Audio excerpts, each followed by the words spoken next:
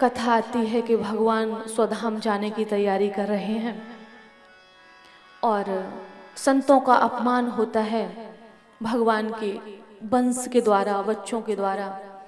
उन्होंने कहा कि एक स्त्री के रूप में गए कि इससे बच्चा होगा, मतलब बेटा होगा या बेटी। संतों ने कहा कि ना बेटा होगा ना बेटी, एक मूसल होगा जिससे यदुवंश का विनाश होगा। कपड़ा हटा के देखा तो मूसल ही बन गया। उससे चंदन की तरह घिसा और समुद्र में फेंक दिया।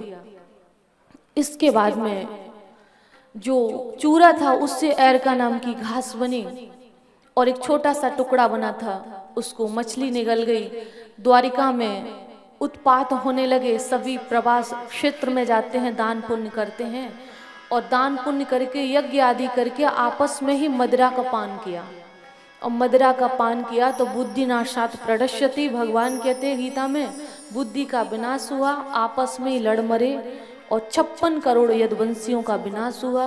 3 से 4 बचे, उसमें 2-3 का तो नाम आता है। भगवान का परपोता वज्रनाभ, भगवान का सारथी दारुक, उद्धव जी। एक का नाम अभी स्पष्ट आया नहीं तो बताऊं कहाँ से। 3 से 4 बचे, सभी मृत्यु को प्राप्त हुए। दाऊ दादा ने अपने शरीर को छोड़ा, उनकी पत्नी ने चिता के साथ आत्मदाह कर लिया।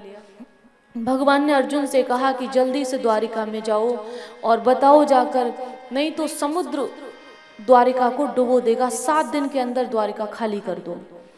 ये कहा और भगवान की अष्टपट रानियां अपने शरीर का त्याग करती हैं। शेष रानियों को लेकर अर्जुन साथ में होते उस समय वो हस्तिनापुर की ओर प्रस्थान करते हैं। वसुदेव देवकी अपने शरीर का त्याग कर देते हैं और भगवान स्वधाम जाने की तैयारी में होते हैं। बहेलिया आके बाण मार देता है, फिर भगवान के पास आके क्षमा याचना करता है, बहुत जल्दी भाग रही हूँ मैं, जितना समझ सकते हो आप समझ लीजिए।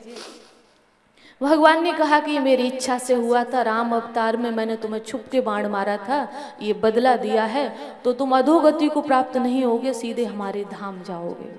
भगवान ने उसे अपने धाम भेज दिया। जो विमान अपने लिए बुलाया था उस विमान पर उसको बिठा के अपने धाम भेज दिया। इसके बाद में भगवान के शरीर से एक तेज पुंज निकला और वो भागवत में समाहित हो गया। इसीलिए हम कहते हैं भागवत भगवान की जय। तेनेयम बांगमयी मूर्ति प्रत्यक्षा वर्तते हरे, एकम भागवतम शास्त्रम मुक्ति दानेन गर्जति।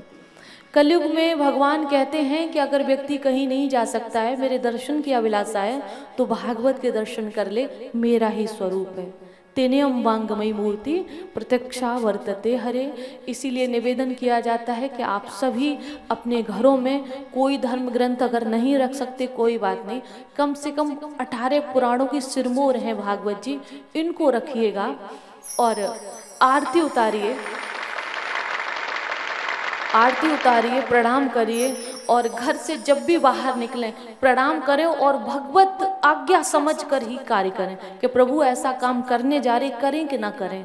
आप यकीन मानिए आपके भीतर से एक आवाज आएगी कि आपको करना चाहिए कि नहीं करना चाहिए।